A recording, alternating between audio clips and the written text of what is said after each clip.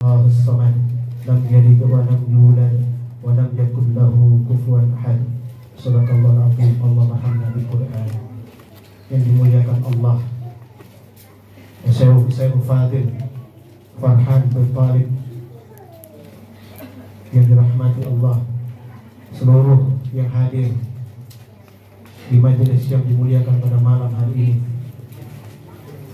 malam di mana Allah telah limpahkan rahmat, nikmat hidayah, inayah kepada kita semua, sehingga langkah kaki kita tetap di jalan yang lurus, suratul mustaqim, jalannya para salaf soleh, orang yang dekat dengan Allah dan selalu bertobat kepada Allah Subhanahu wa Ta'ala.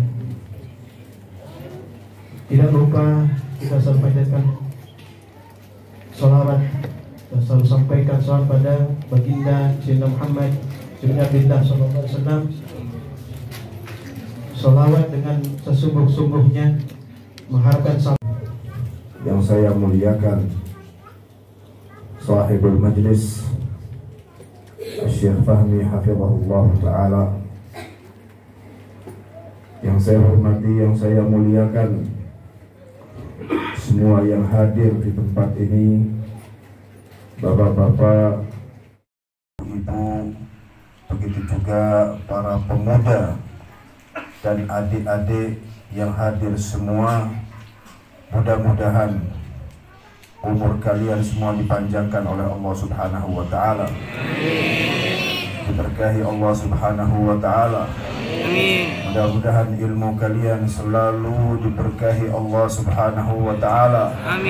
Dan mudah-mudahan kalian juga selalu mendapatkan berkah dari Allah Subhanahu wa Ta'ala dalam harta dan keluarga. Amin ya rabbal alamin. Alhamdulillah, pada malam hari ini kita bisa berkumpul di majelis zikir dan salawat ini. Tadi kita mendengarkan zikir, pujian-pujian kepada Allah Subhanahu wa Ta'ala dan Rasulnya. Begitu juga doa-doa yang kita panjatkan kepada Allah Subhanahu wa Ta'ala. Mudah-mudahan itu semua diterima oleh Allah Subhanahu wa Ta'ala. Allah Subhanahu wa Ta'ala menjelaskan di dalam Al-Quran Karim di surat Al-Ahzab, وَالذَّاكِرِينَ اللَّهَ كَثِيرًا وَالذَّاكِرَاتِ أَعَدَّ اللَّهُ لَهُمْ مَغْفِرَةً وَأَجْرًا عَظِيمًا.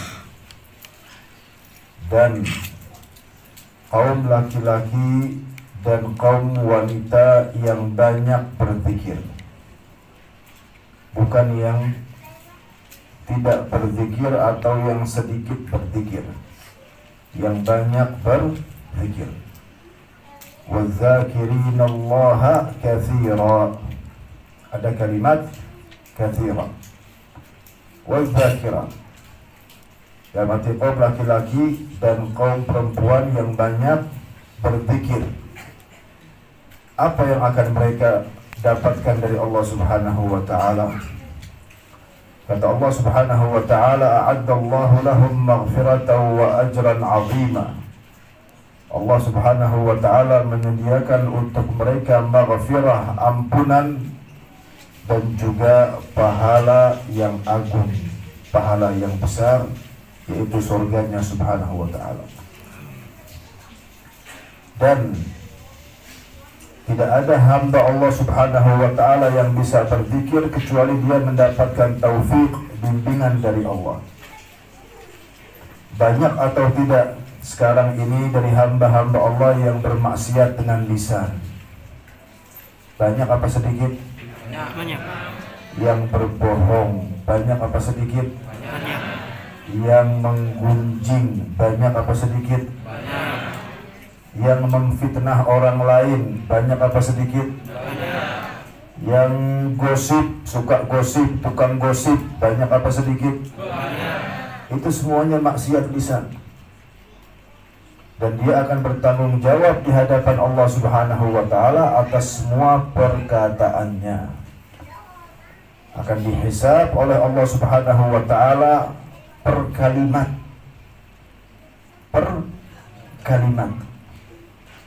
semakin banyak perkataan-perkataan yang tidak benar yang ia ucapkan, maka semakin panjang hisabnya di hadapan Allah, perhitungan di hadapan Allah.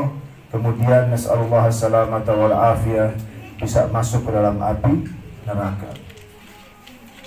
Oleh karenanya, diperhatikan ini,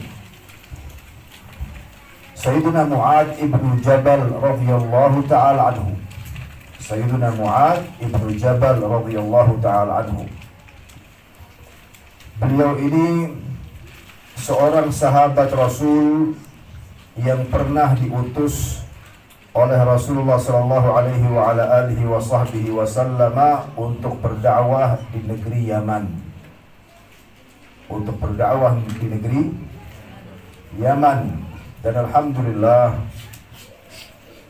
dengan izin dari Allah Subhanahu wa taala, kita bisa menuntut di negeri tersebut ilmu agama, ilmu syariat kurang lebih hampir 20 tahun. Mulai umur 11 atau 12 tahun kita ke sana. Dan negeri itu memang negeri yang berkah karena ada hadisnya tentang negeri Yaman tersebut. Kata Rasulullah sallallahu alaihi wa ala alihi wasallam, al-imanu yamanin wal hikmatu yamaniyah wal fiqhu yamanin. Yang namanya iman adalah imannya orang Yaman, hikmah adalah hikmahnya orang Yaman, fikih adalah fikihnya orang Yaman. Itu tidak tertandingi. Dan apa yang disabdakan oleh Rasulullah itu wahyu, betul atau tidak? Dalam surah An-Najm apa kata Allah Subhanahu wa taala? Wa ma yantiqu 'anil hawa in huwa illa wahyun yuha. Tidaklah yang diucapkan oleh Rasulullah itu karena dorongan hawa nafsu, tidak. Akan tapi karena wahyu dari Allah Subhanahu wa taala. Dan memang subhanallah hadirin yang dirahmati Allah, sampai sekarang dan biiznillah ta'ala sampai bangkitnya hari kiamat, fikihnya orang Yaman, ilmu fikihnya orang Yaman itu tidak tertandingi. Bukan kita meremehkan ulama-ulama yang lain, tidak. Di Indonesia banyak ulama, Masya Allah. Di Mesir banyak ulama, Masya Allah. Di Maroko banyak ulama, Masya Allah. Di Yaman juga banyak ulama. Akan tapi kalau sudah Rasulullah menjelaskan tentang sesuatu, beliau jelaskan itu yang baik atau yang terbaik, di sini kita sami'na wa ata'na. Oleh karenanya, ketika mereka memiliki ilmu hikmah, perhatikan tadi awal hadisnya kata Rasulullah apa? Al-imanu yamanin wal hikmatu yamaniyah. Ketika mereka memiliki ilmu hikmah, mereka datang ke negeri Indonesia, mereka berdakwah di jalan Allah Subhanahu wa taala, mereka sebar luaskan agama Islam tanpa pertumpahan darah. Betul atau tidak? Betul. Apakah agama Islam masuk ke Indonesia karena peperangan? Tidak. Ada darah yang tertumpah? Tidak. Penuh dengan hikmah. Mereka menyebar luaskan agama Islam penuh dengan apa? Dengan hikmah. Kemudian ilmu fikih mereka juga tidak tertandingi. Oleh karenanya cukup banyak mahasiswa-mahasiswa atau santri-santri dari Indonesia yang belajar di sana. Tidak terhitung hadirin yang dirahmati Allah jumlah mereka itu. Lalu kenapa mereka pilih negeri tersebut? Kenapa mereka tidak pilih yang lain? Dalam arti kenapa jumlah mereka itu di sana sangat banyak, tidak seperti di negeri-negeri yang lain? Yang pertama, memang seperti yang kita jelaskan lewat sejarahnya, yang menyebar luaskan agama Islam di negeri Indonesia ini adalah ahli Yaman. Dalam arti orang-orang yang datang, para ulama yang datang, para habaib, para masyayikh yang datang dari Yaman. Kemudian di sisi lain, bahkan ini yang pertama dan utama, ada rekomendasi, ada hadis khusus dari Rasulullah yang menjelaskan tentang keutamaan negeri tersebut. Dan tadi kita menjelaskan bahwa Sayyidina Mu'adz ibn Jabal termasuk dari sahabat Rasulullah yang Rasulullah utus ke negeri Yaman. Yaman itu ada Yaman Utara, ada Yaman Selatan, hadirin yang dirahmati Allah. Sayyidina Mu'adz ibn Jabal radhiyallahu ta'ala anhu, Rasulullah utus ke Yaman Utara, atau beliau berdakwah di Yaman Utara. Sementara Sayyidina Abu Musa al-Ash'ari radhiyallahu ta'ala anhu diutus oleh Rasulullah atau berdakwah di Yaman Selatan. Jadi ilmu yang mereka dapatkan itu, orang-orang Yaman ini, ulama-ulama Yaman ini, ilmu yang mereka dapatkan itu dari siapa? Dari sahabat-sahabat Rasul ridwanullah ta'ala alaihim ajma'in. Yang dimana sahabat-sahabat Rasul itu mendapatkan ilmunya dari siapa? Rasulullah sallallahu alaihi wa ala alihi wa sahbihi wasallam. Dan Rasulullah mendapatkan ilmu dari siapa? Allah subhanahu wa ta'ala. Nah, pentingnya ilmu yang bersanad itu seperti itu. Ilmu yang bersanad, antum punya guru bahasa Jawa, kamu itu bahasa Bali, kamu itu apa? Ini bukan orang apa namanya, rata-rata pendatang ya. Orang Jawa, orang Jawa. Kalau orang Jawa tak bilang panjenengan. Jawa Padang. Padang. Ya udah, kalau Padang ada banyak di sini, ada Padang, ada tadi mana? Madura, Jawa, berarti kita menggunakan bahasa Indonesia saja. Iya. Bahasa Indonesia yang menyatukan semua, ya enggak? Iya tuh. Jadi saya kan tinggal di Batu, saya dari Jakarta, tinggal di Batu Malang. Kalau di sana itu untuk mengatakan Anda itu panjenengan. Ya, nggih. Jadi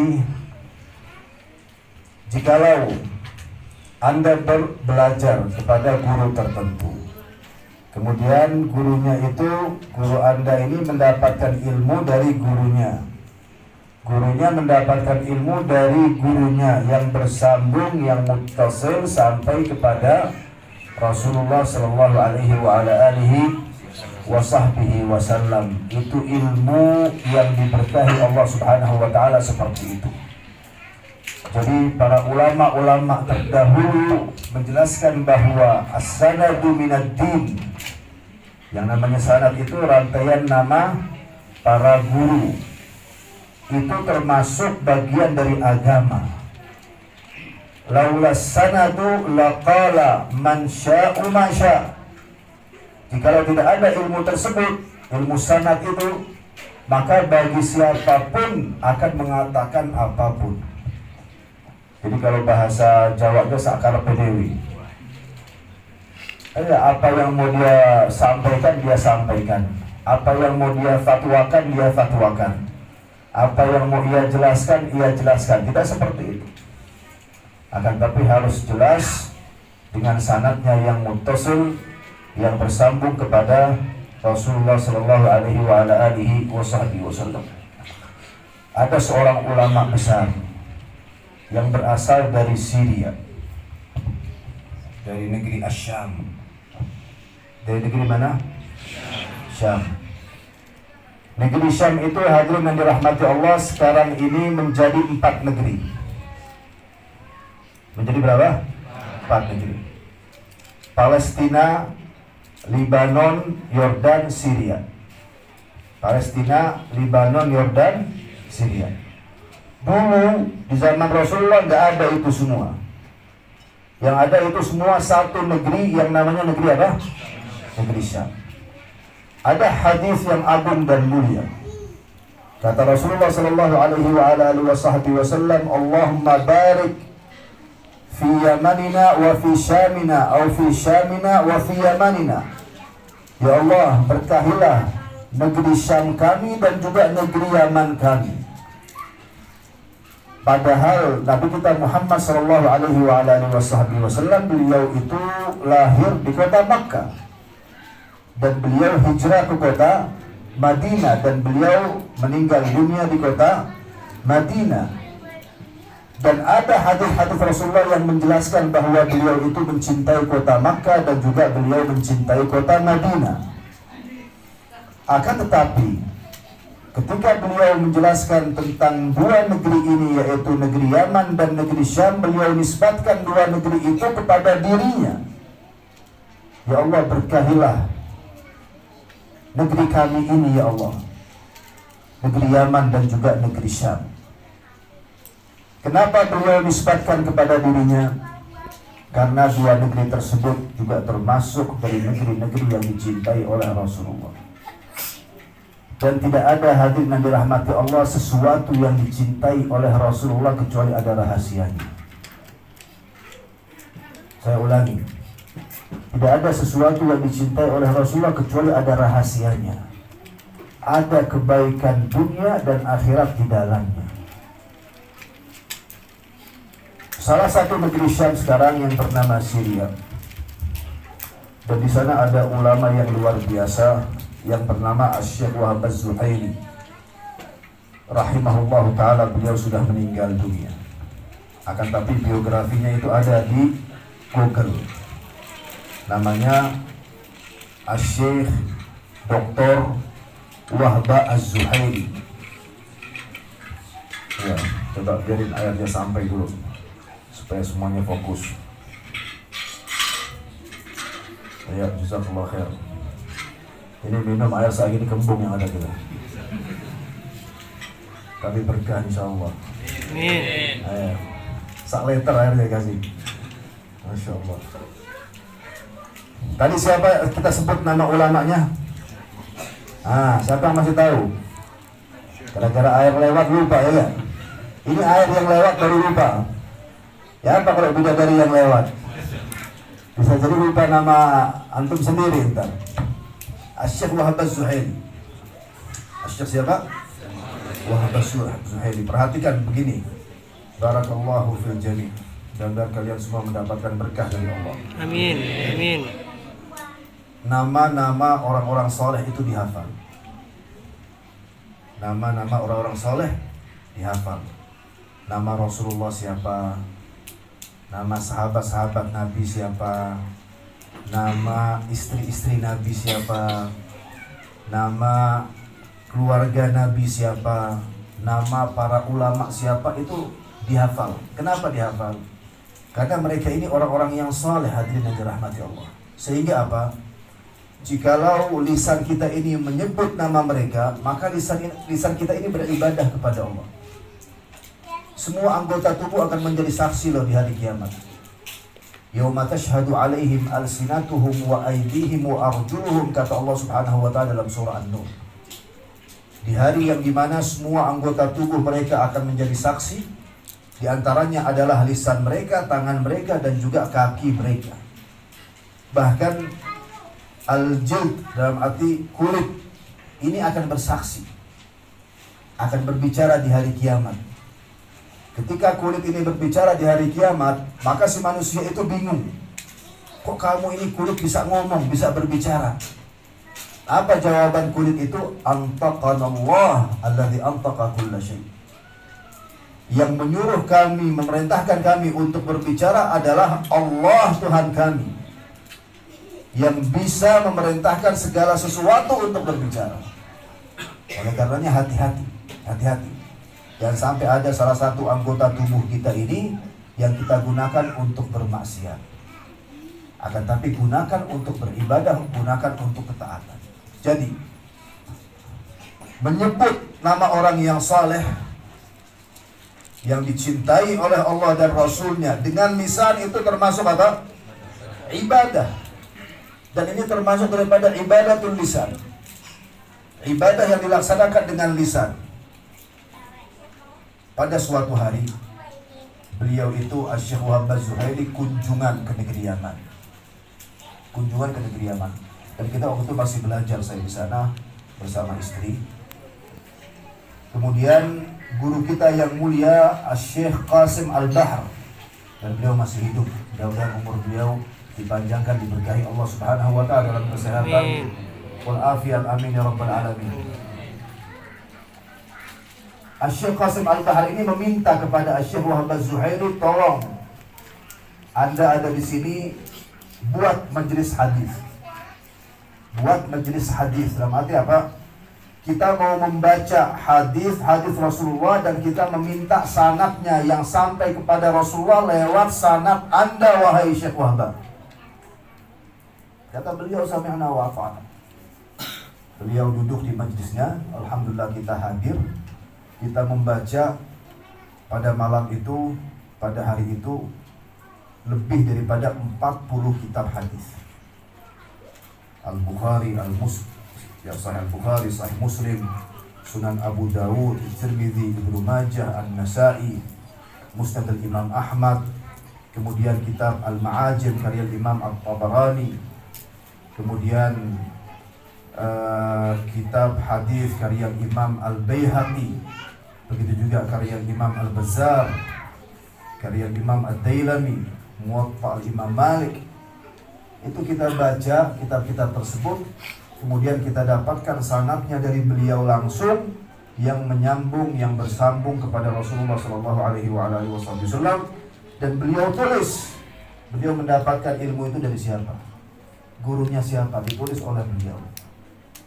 Nggak taunya di antara gurunya adalah Syekh Muhammad Yasin Al-Fadani yang berasal dari Padang. Ada nggak dari Padang di sini? Iya. Beliau ini Syekh Muhammad Yasin Al-Fadani, betul, beliau lahirnya di Makkah. Beliau lahir di Makkah, besar di Makkah, meninggal di Makkah. Akan tapi ayahnya berasal dari Padang. Makanya di sana itu harus ada laqab. Tadi Syekh Fahmi bilang, nama saya bin Farhan bin Talib. Bin Talib itu laqab, julukan, termasuk suku juga. Setiap nama kalau di Timur Tengah itu harus diakhiri dengan itu. Nah, ini kan datang dari Indonesia. Orang Arab mau bilang apa? Ini Syekh Muhammad Yasin siapa ini? Syekh Muhammad Yasin siapa ini? Oh, beliau itu dari Indonesia. Dari mana? Dari Indonesia, dari Padang. Oh, berarti Al-Fadani. Al-Fadani itu dalam arti Padang, Al-Padani. Orang sana tuh nggak bisa bilang P. Orang Arab itu nggak bisa bilang P. P itu diganti sama F. Iya. Terus nggak bisa bilang ang. Jadi ang itu diganti sama nun, N. Padani jadi Fadani. Akan tapi ini luar biasa loh, hadirin yang dirahmati Allah. Ulama dari Indonesia yang memiliki sanad, berbagai macam sanad, yang muttasil, yang bersambung kepada Rasulullah. Ini Syekh Wahab Az-Zuhairi ini ulama besar. Saya bilang bisa lihat itu di Google. Namanya Syekh Dr. Wahab Az-Zuhairi. Ini ulama besar dari ulama Syam. Gak tahu pas kita lihat sanad beliau ngambil dari ulama Indonesia, berguru kepada ulama Indonesia. Luar biasa Indonesia ini. Mudah-mudahan bisa lahir ulama-ulama seperti itu lagi. Di negeri ini, supaya negeri ini tambah diberkahi Allah Subhanahu wa taala, tambah menjadi ilmu yang, tambah menjadi negeri yang makmur, negeri yang sejahtera. Amin ya rabbal alamin. Di antara hadis Rasulullah itu yang pernah Rasulullah jelaskan kepada Sayyidina Mu'adz bin Jabal radhiyallahu ta'ala anhu, yang pernah Rasulullah utus kemana tadi kita bilang? Ke negeri Yaman, lebih tepatnya ke Yaman mana? Kalau Mu'adz bin Jabal ke Yaman Utara.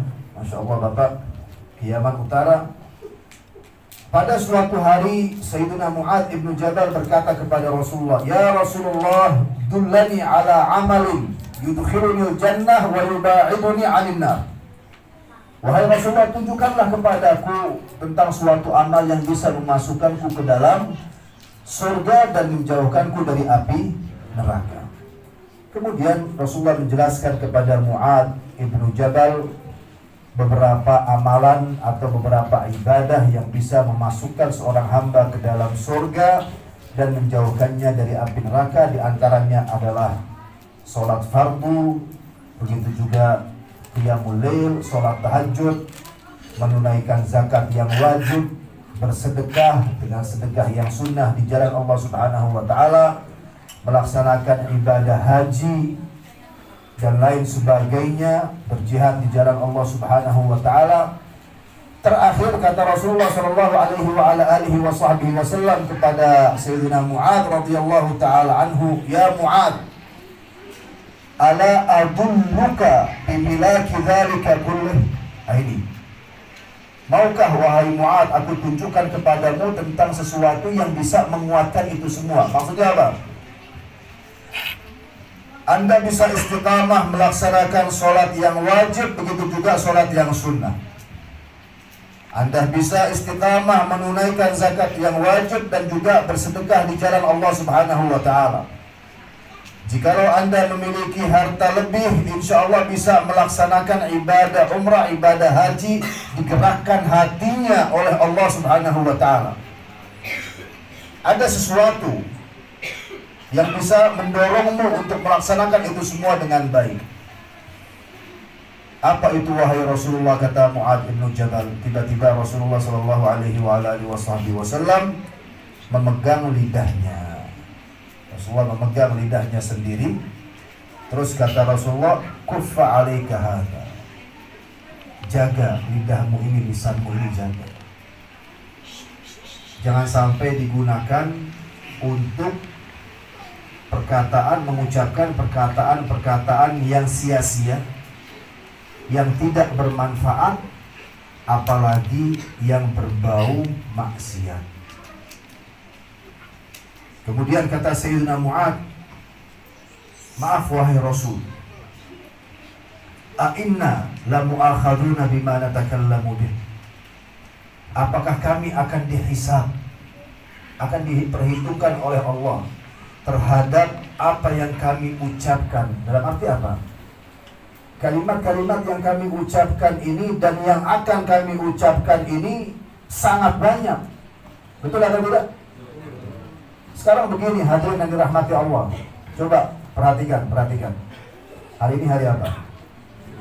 Hari Minggu. Ya. Baik, hari Minggu atau hari Ahad.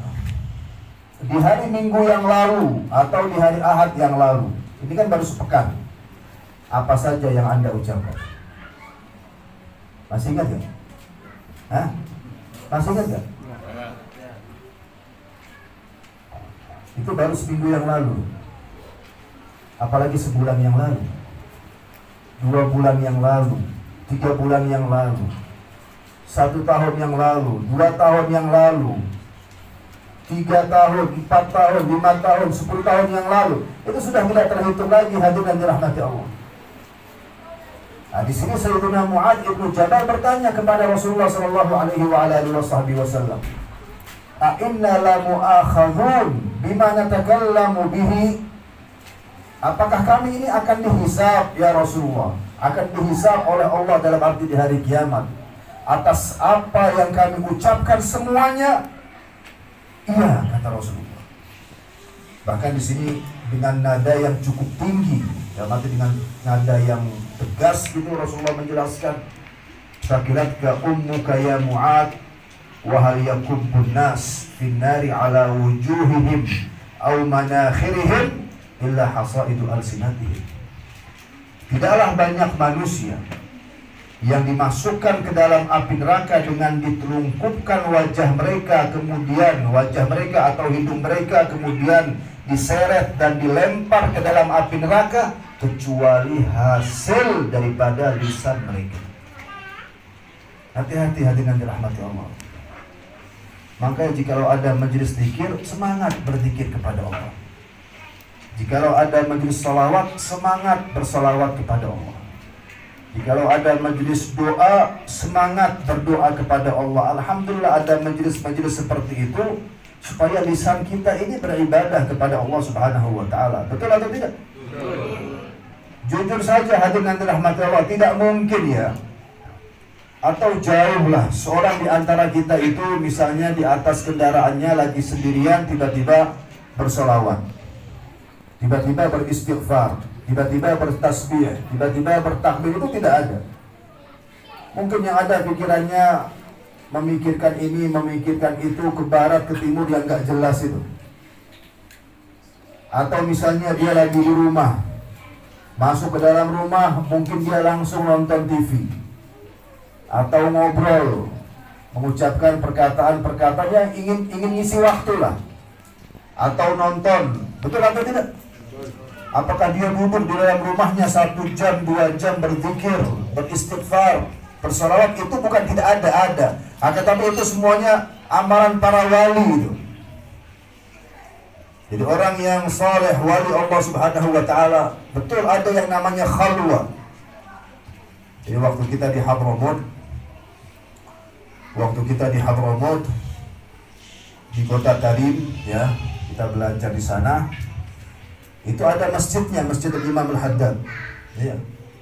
Ada masjidnya, Masjid Imam Haddad, rumah beliau. Intinya rata-rata ya, daripada rumah-rumah para ulama itu, orang-orang yang saleh, kita lihat ada kayak tempat kecil, Pak. Jadi tempat kecil itu cukup untuk orang sholat 1 orang. Dia berdiri, kemudian untuk dia duduk. Jadi berapa itu? Mungkin 2 meter, 1 meter kali 2 meter lah. Untuk 2 orang nggak cukup. Cukup hanya untuk 1 orang. Itu namanya khalwa. Khalwa itu apa? Untuk dia menyendiri. Dan hakikatnya dia itu duduk bersama Allah Subhanahu wa ta'ala. Mereka tuh jarang tidur malam. Mereka bukan tidak tidur malam Pak, akan tapi sedikit. Kemudian di malam harinya mereka gunakan untuk apa? Untuk qiyamul lail, untuk sholat tahajud, untuk beristighfar. Oleh karena di dalam Al-Quranul Karim, ketika Allah Subhanahu wa ta'ala menjelaskan tentang ciri-ciri penghuni surga. Mau gak masuk ke dalam surga? Mau masuk ke dalam surga? Perhatikan ciri-cirinya atau sifat-sifat mereka ketika di dunia. Apa kata Allah Subhanahu wa ta'ala? Wabil ashari hum yastaghfirun. Di waktu sahar itu waktu sahur, sebelum masuknya waktu subuh, apa yang mereka kerjakan? Yastaghfirun, mereka beristighfar. Di dunia seperti itu. Jadi mereka ini di dunia selalu qiyamul lail, selalu sholat tahajud. Kemudian kalau sudah mau masuk waktu subuh, di waktu sahar, menjelang waktu subuh, itu mereka gunakan waktu tersebut untuk beristighfar. Istiqamah melaksanakan itu. Mati, masuk ke dalam surga di akhirat. Mudah-mudahan itu bisa kita laksanakan di dunia. Amin. Mudah-mudahan itu bisa kita laksanakan di dunia. Amin. Amin ya rabbal alamin. Dan jangan putus asa dari rahmat Allah Subhanahu wa ta'ala. Jangan putus asa. Siapa aku? Masa aku bisa bangun? Aku bisa melaksanakan itu, aku bisa melaksanakan ini. Jangan putus asa. Tidak ada yang putus asa dari rahmat Allah Subhanahu wa ta'ala kecuali orang yang tidak beriman. Kita ini beriman atau tidak beriman? Alhamdulillah beriman. Jikalau kita beriman, jangan putus asa dari rahmat Allah. Dosa apapun hadirin yang dirahmati Allah, dosa apapun, ya, tak ulangi lagi, dosa apapun yang pernah kita laksanakan tidak sebesar rahmat Allah Subhanahu wa ta'ala yang tersedia. Yang menjelaskan demikian Allah Subhanahu wa ta'ala, wa rahmati wasi'at kulla syai', kata Allah. Dan rahmatku itu mencakup segala sesuatu. Segala sesuatu. Dosa-dosa kita ini betul banyak. Kita mengakui itu. Dosa-dosa kita ini banyak. Mungkin juga ada dosa-dosa besar yang kita laksanakan. Akan tapi di hadapan rahmat Allah itu semuanya kecil. Rahmat Allah yang paling besar, rahmat Allah yang paling luas. Dan itu bisa untuk kita dapatkan hadirin yang dirahmati Allah dengan mendekatkan diri kepada Allah Subhanahu wa ta'ala. Tapi kalau jauh dari Allah Subhanahu wa ta'ala, bahaya, bahaya. Jauh dari majelis zikir, bahaya. Jauh dari majelis salawat, bahaya. Jauh dari majelis ta'lim, bahaya. Bahayanya di mana? Bahayanya adalah ketika seorang di antara kita jauh dari itu semua, kemudian tiba-tiba ajalnya datang. Hati-hati, hati-hati. Di sini bisa meninggal dalam keadaan su'ul khatimah, jauh dari tempat yang baik. Akan tapi kalau seorang di antara kita istiqamah, menghadiri majelis-majelis yang baik, majelis zikir, majelis salawat, majelis ta'lim, kemudian dekat dengan para ulama. Alhamdulillah, kapanpun datangnya kematian, welcome. Insya Allah bisa meninggal dunia dalam keadaan baik, dalam keadaan husnul khatimah. Allahumma inna nas'aluka husnul khatimah wa na'udzubika min su'il khatimah. Allahumma inna nas'aluka husnul khatimah wa na'udzubika min su'il khatimah. Allahumma inna nas'aluka husnul khatimah wa na'udzubika min su'il khatimah.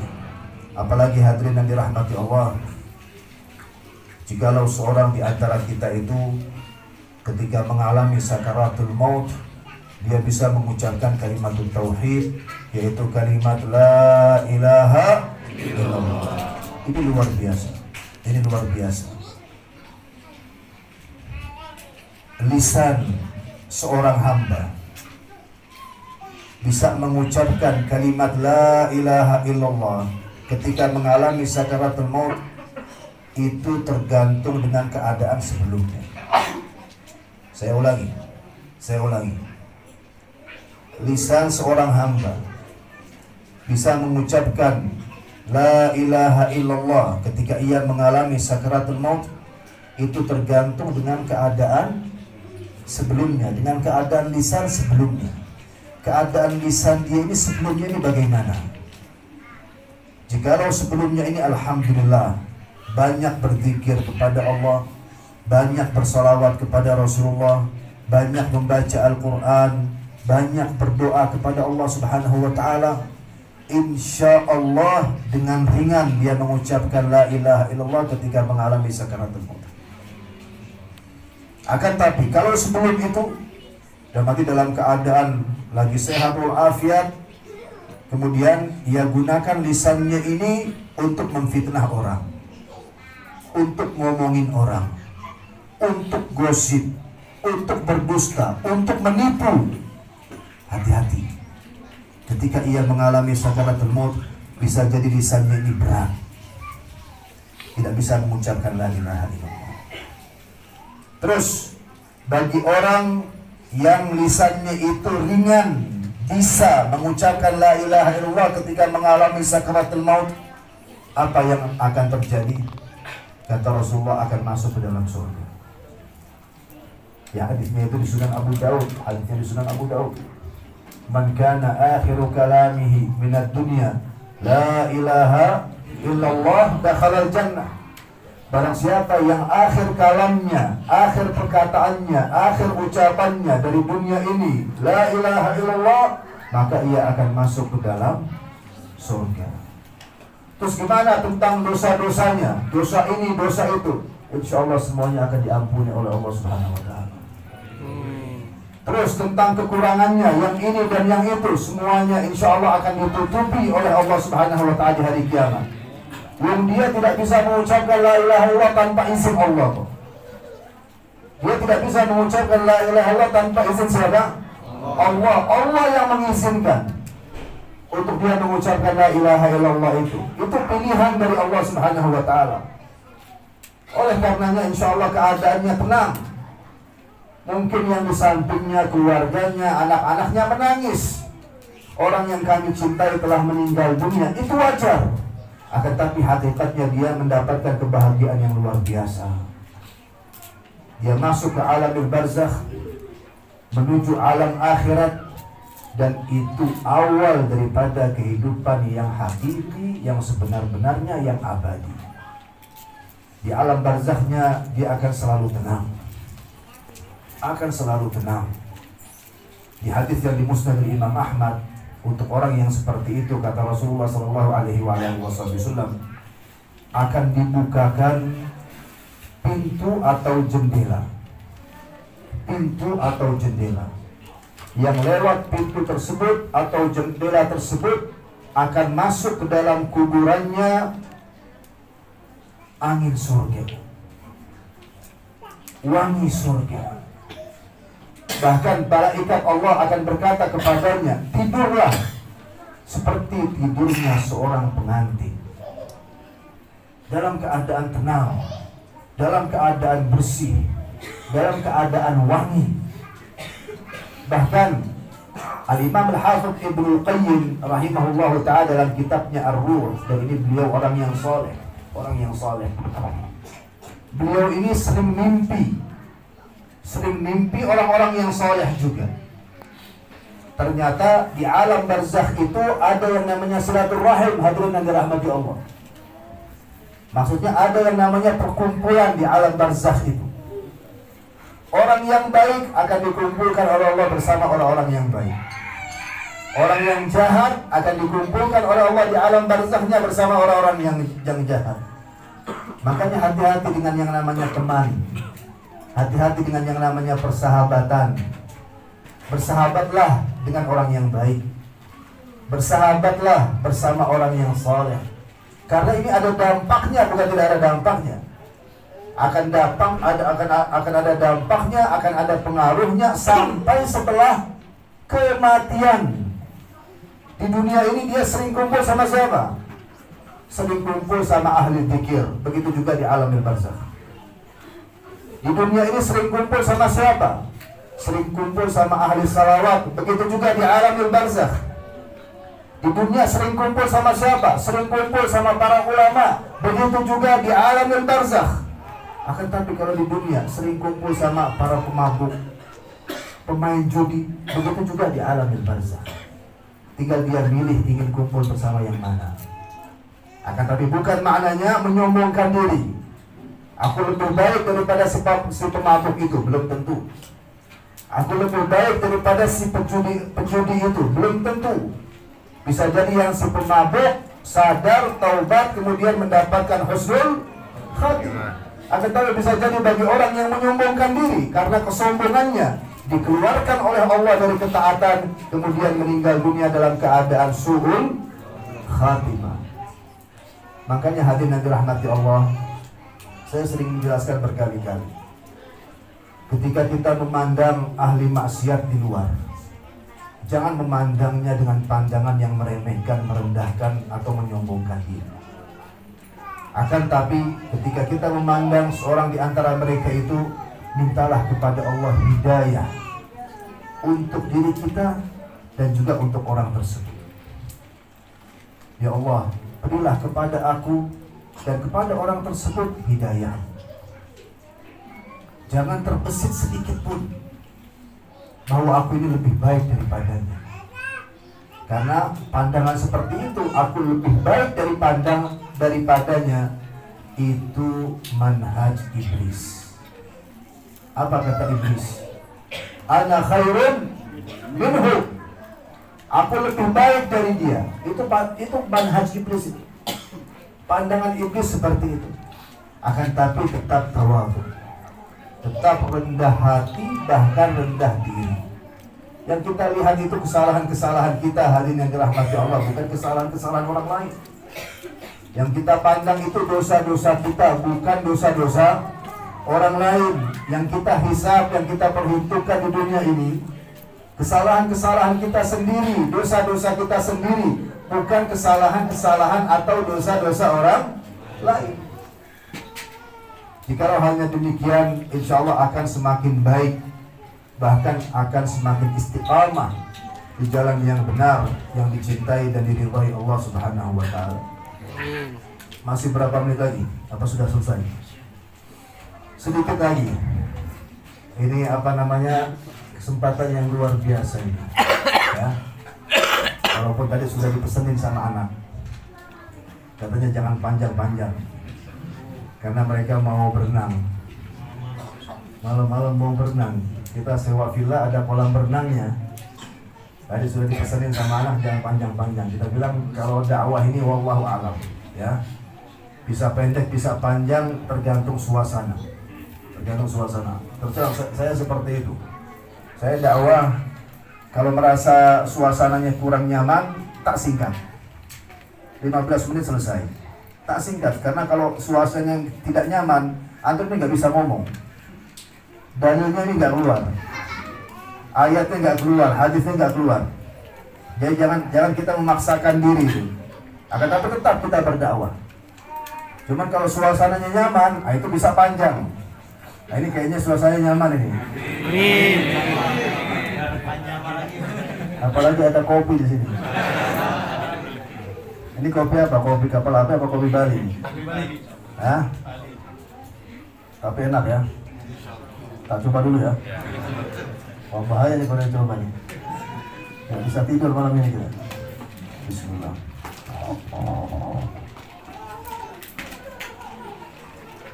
Yang terakhir, mungkin sedikit tadi kita jelaskan apa namanya tentang kembali yang baik atau husnul khatimah yang akan didapatkan oleh seseorang yang selalu menggunakan lisannya dalam ketaatan. Kemudian di alamil barzakh yaitu akan mendapatkan ketenangan, dan di akhirat nanti akan mendapatkan surga Allah Subhanahu wa taala. Di dalam surga Allah Subhanahu wa taala diperhatikan ini. Kata Rasulullah sallallahu alaihi wa ala alihi wa sahbihi wasallam, ya'kulu ahlul jannati wa yashrabun. Ahlul jannati ya'kuluna wa yashrabun. Ahlul jannati ya'kuluna wa yashrabun. Para penghuni surga itu mereka makan dan minum. Ini datang lebih besar lagi kopinya. Gawat sudah. Oh, buat mereka. Ya, tak kira buat anak juga. Tidak ada bunuh diri nih kan. Apa namanya? Kata Rasulullah, tapi jangan terlalu disibukkan sama kopi ya. Ya, tetap fokus. Biasanya makanan dan minuman melalaikan ini. Masya Allah. Jazakallah khair. Apa tadi kata Rasulullah? Hah?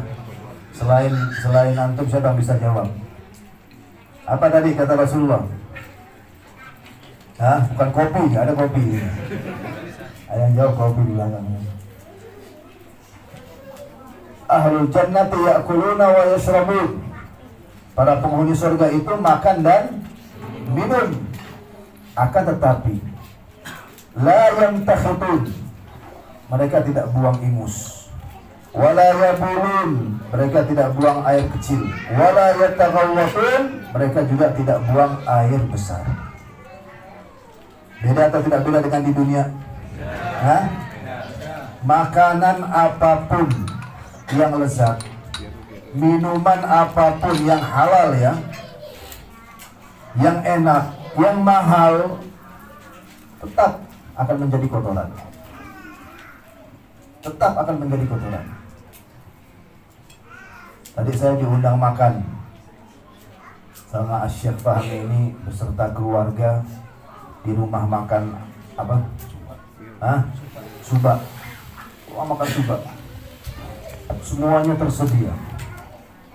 Ada ikan, ada cumi, ada udang, ada kerang, ya, ada es krim dicampur sama apa gitu es krimnya, yang nggak jelas gitu ya.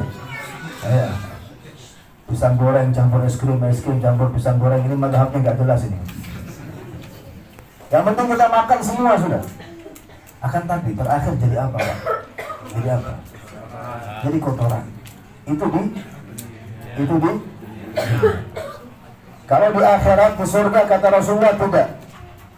Betul mereka makan dan minum itu juga dengan makanan yang berbeda, dengan minuman yang berbeda. Jauh lebih lezat makanan surga daripada makanan dunia. Jauh lebih enak minuman surga daripada minuman dunia. Dan itu semua kata Rasulullah akan berubah menjadi jusha karashil misk, akan menjadi sendawa yang harumnya itu lebih harum daripada wanginya kasturi, kata Rasulullah SAW. Jadi nggak ada yang namanya ingus di surga. Mohon maaf, air kencing itu nggak ada di surga.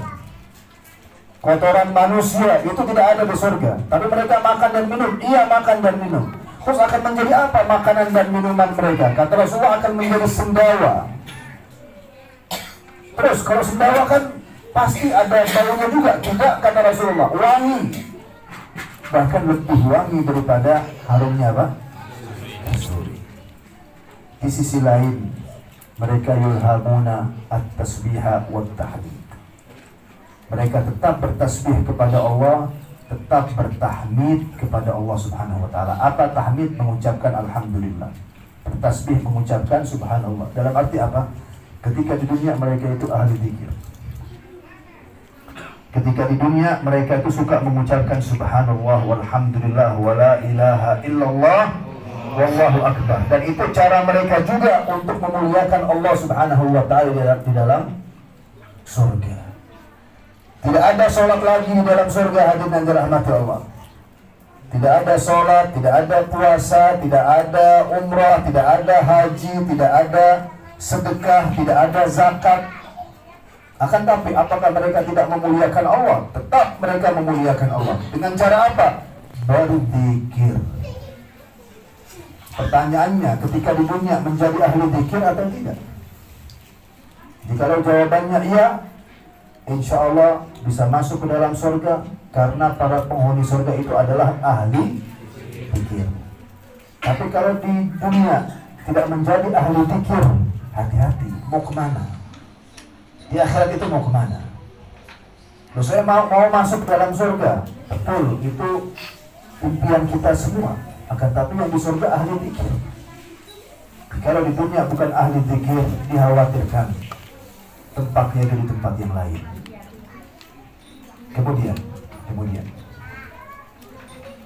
kata Rasulullah sallallahu alaihi wasallam, tiba-tiba mereka itu, para penghuni surga itu, mendengar seruan Allah Subhanahu wa taala, yang dimana Allah Subhanahu wa taala berseru kepada mereka, ya ahlal jannah. Allah, ini panggilan yang terbaik loh. Panggilan yang terbaik, Pak. Bapak ini orang yang kaya raya. Misalnya ada seseorang yang kaya raya. Terus dipanggil dengan kekayaannya itu, mungkin dia bangga. Betul atau tidak? Karena dia pandang ini panggilan yang baik. Tapi coba kalau dia miskin dipanggil dengan kemiskinannya, mungkin dia tidak menerima. Atau seorang pejabat ketika dipanggil atau dijelaskan tentang dirinya itu, dikenalkan dengan jabatannya, bangga atau tidak? Bangga atau tidak? Coba kalau dia pejabat dikenalkan ke masyarakat, tidak memakai jabatannya, tidak disampaikan jabatannya, tidak dijelaskan jabatannya itu apa, mungkin yang mengenalkan itu akan ditegur. Kamu kenapa tidak jelasin ke mereka bahwa saya itu titik-titik ini? Oh, saya ini pejabat. Jelas atau tidak? Atau seorang ulama bisa jadi seperti itu. Tidak dikasih dengan julukannya Asy-Syaikh atau Al-Habib atau Al-Ustadz, mungkin tersinggung. Itu wajar. Karena itu julukan yang baik. Dan fitrah manusia menyukai julukan yang baik itu. Lebih baik lagi jika dapat julukan penghuni surga. Dipanggil, wahai penghuni surga. Terus siapa yang memanggilnya? Allah Subhanahu wa ta'ala. Senang atau tidak senang? Coba sekarang begini, hadirin yang dirahmati Allah. Ini hadis yang sahih ya, yang diriwayatkan oleh Imam Muslim di dalam sahihnya. Mudah-mudahan kita semua termasuk penghuni surga. Amin. Antum bayangkan sekarang ini bahwa Anda di dalam surga Allah Subhanahu wa ta'ala, terus dipanggil oleh Allah Subhanahu wa ta'ala dengan julukanmu, wahai penghuni surga. Terus yang memanggilmu adalah Allah Subhanahu wa ta'ala. Senang atau tidak senang? Begitu juga para penghuni surga. Ketika mereka semua dipanggil oleh Allah dengan julukannya ya ahlal jannah, mereka merasakan kesenangan yang luar biasa. Akan tapi lebih senang lagi ketika Allah Subhanahu wa ta'ala berkata kepada mereka, ya ahlal jannah, inna lakum an tahyaw fala tamutu abada. sungguhnya untuk kalian kehidupan dan kalian tidak akan mati untuk selama-lamanya. Wa inna lakum an tasihhu fala tashubbu abada.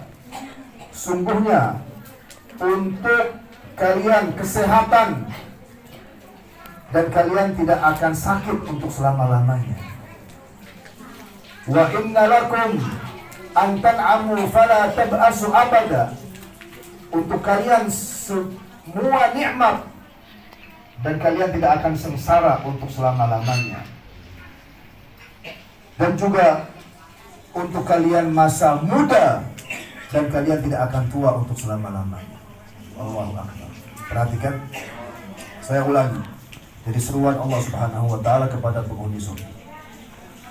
Untuk kalian kehidupan dan kalian tidak akan mati untuk selama-lamanya.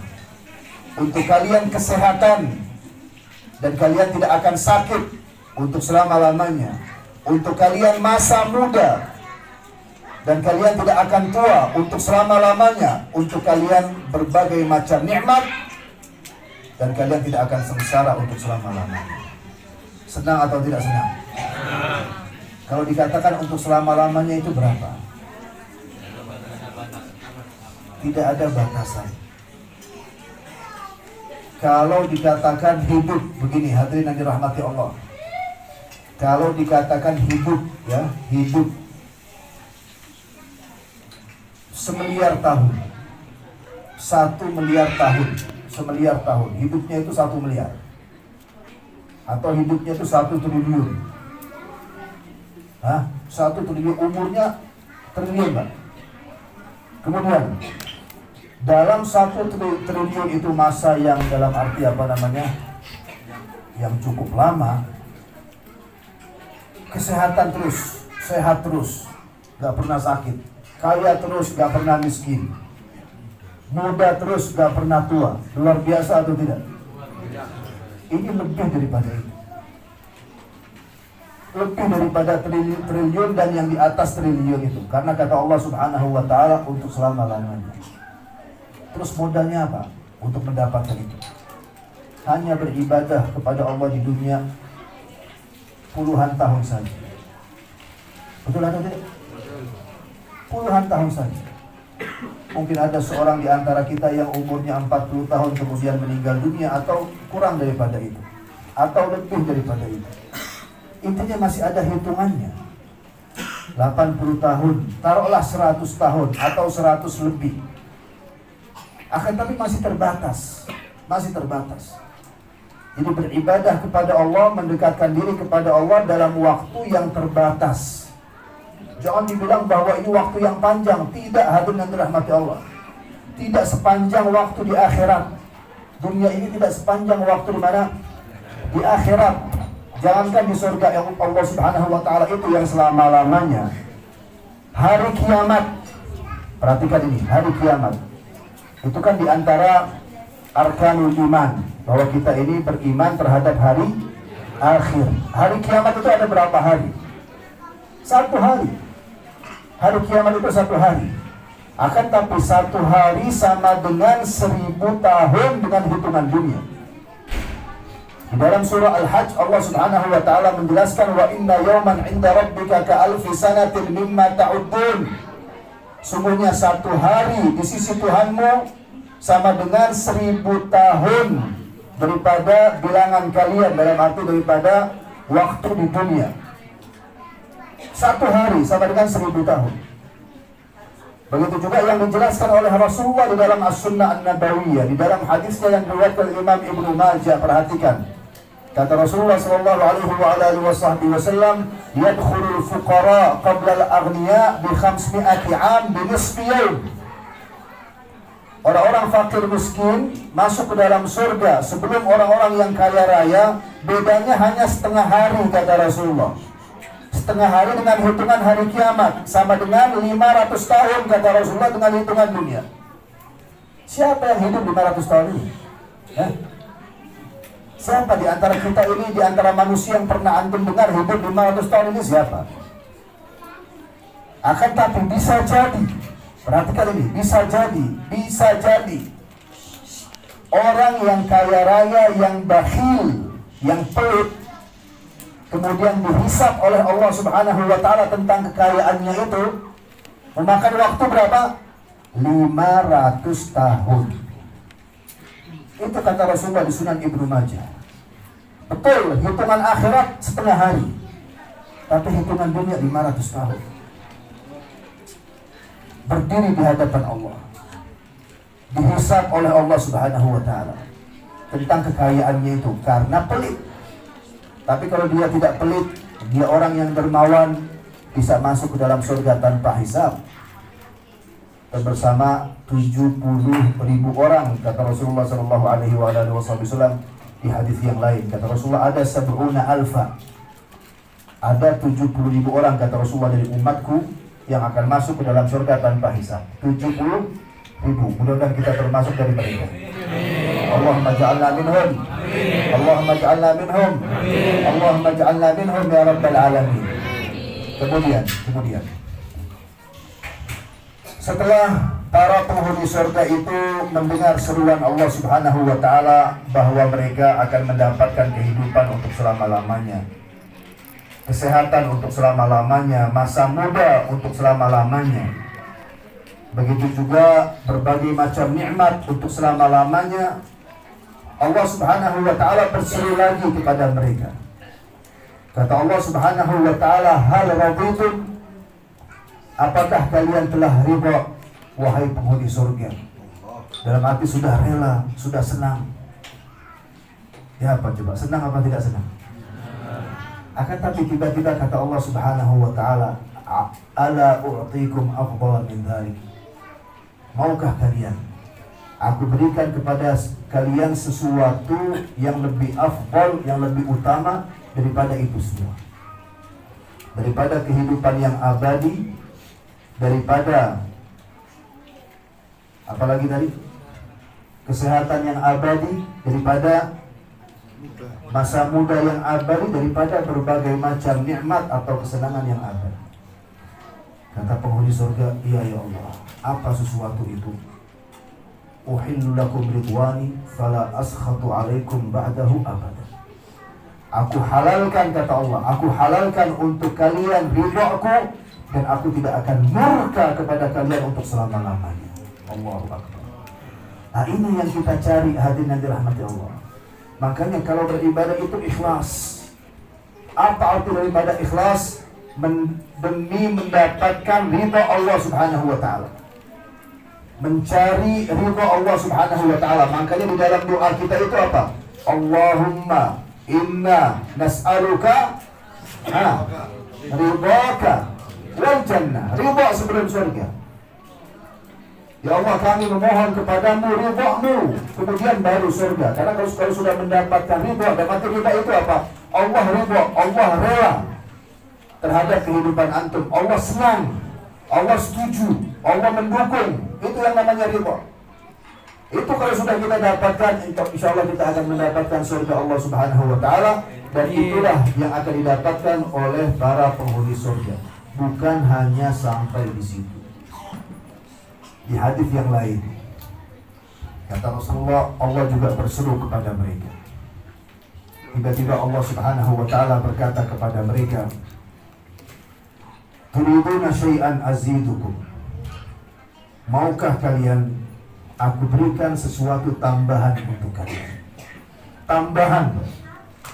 Jadi di atas kehidupan yang abadi, kesehatan yang abadi, masa muda yang abadi, berbagai macam nikmat yang abadi, telah mendapatkan ridha Allah, ada tambahan lagi dari Allah Subhanahu wa ta'ala untuk para penghuni surga. Sampai-sampai mereka berkata, kata Rasulullah, alam tubayyid wujuhana, bukankah engkau ya Allah telah menjadikan wajah kami ini wajah yang berseri-seri? Alam tudkhilnal jannah, bukankah engkau telah memasukkan kami ke dalam surga? Alam tunajjina minan nar, bukankah engkau telah menyelamatkan kami dari api neraka? Tambahan apa ya Allah yang akan engkau berikan kepada kami? Tiba-tiba kata Rasulullah sallallahu alaihi wasallam, yakshifullahu al-hijab. Allah Subhanahu wa ta'ala menarik atau membuka pembatas antara Dia Subhanahu wa ta'ala dan para penghuni surga. Allahu Akbar. Dan pada saat itu mereka, para penghuni surga, melihat Allah Subhanahu wa taala. Melihat Allah Subhanahu wa taala. Dan di sini kata Rasulullah sallallahu alaihi wa alihi wasallam, "Wa ma u'tu syai'an ahabba ilaihim minan nazari ila rabbihim." Jadi tidak ada sesuatu yang mereka dapatkan di surga yang lebih mereka cintai, yang lebih mereka sukai daripada melihat Allah Subhanahu wa taala Tuhan mereka. Itu puncaknya hati dan dirahmati Allah. Itu puncak kenikmatan surga. Puncak kenikmatan untuk para penghuni surga, dan juga itu puncak kenikmatan surga. Melihat Allah Subhanahu wa taala yang maha mulia. Di sini Rasulullah berdalil tentang hal itu dengan salah satu ayat dalam surah Yunus. Kata Rasulullah bacakan ayat tersebut yang berbunyi, lilladzina ahsanul husna wa ziyadah. Lilladzina ahsanul husna wa ziyadah. Untuk orang-orang yang berbuat baik di dunia. Allah.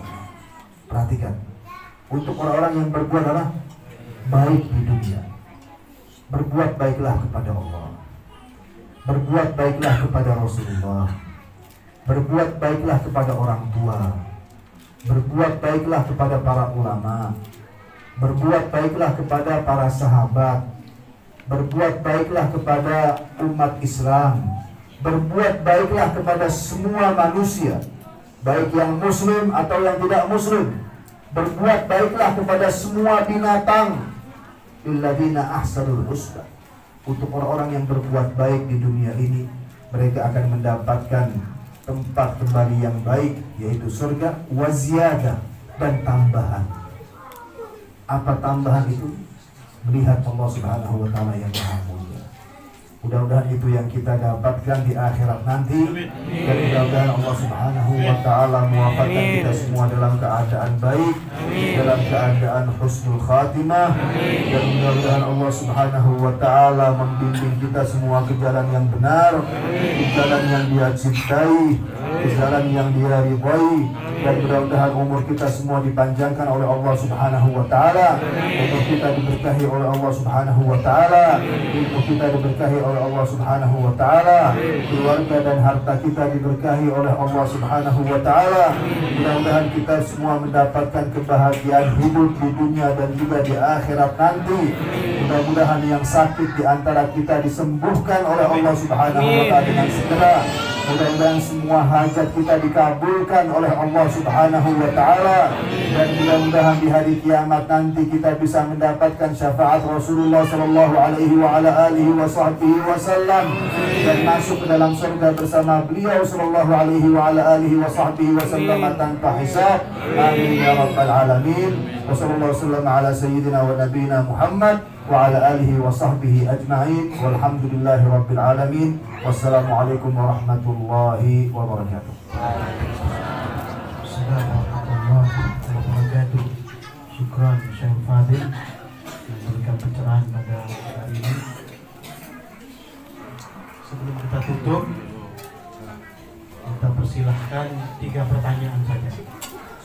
Maksimal 3 pertanyaan, yang ditujukan pada Syekh Fadil Farhan Muttalib.